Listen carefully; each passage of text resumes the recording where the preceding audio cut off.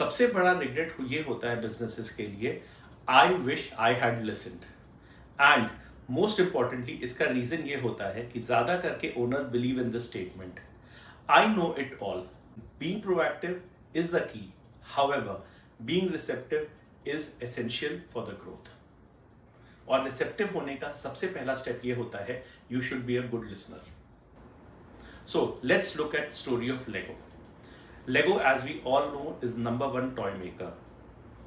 1990s में उन्होंने diversify किया थीम पार्क्स में, वीडियो गेम्स में, मूवीज में, and at the same time वो अपने इनोवेशन को कंटिन्यू रखना चाहते थे और इसी कारण वो बहुत सारे नए इनोवेटिव कॉम्प्लेक्स प्रोडक्ट्स बना रहे थे फॉर द चिल्ड्रन, क्योंकि उनका मानना था अगर हम इनोवेट करेंगे तभी हम आगे बढ़ेंगे। इन अर्ली 2000s लेगो का काफ़ी सारा स्ट्रैटेजी फेल हो गया, उनके लॉसेस माउंट कर गए, डेट बढ़ गया और सप्लाई चेन ब्रेक होने लगी। Then they realise something is wrong. So in 2004 a new CEO join the company. So first thing that he decided कि पहले हम अपने सारे स्टेक होल्डर्स के पास जाएंगे और उनसे समझेंगे कि प्रॉब्लम क्या होती है। He decided to listen. He went to the children, he went to the parents, he went to the retailers, he went to their team. Then he understood why they are failing. The primary reasons that they found out were like, one, they were making products which were very complex for the children. Number two, बहुत सारे product बनने के कारण उनका supply chain बहुत over complicate हो गया था, जो कि मैनेज नहीं हो पा रहा था प्रॉपरली। नंबर थ्री, लेगो वो बना रहा था जो उन्हें पसंद था, ना कि जो बच्चों को पसंद आए। They realized their mistake and they changed the strategy completely.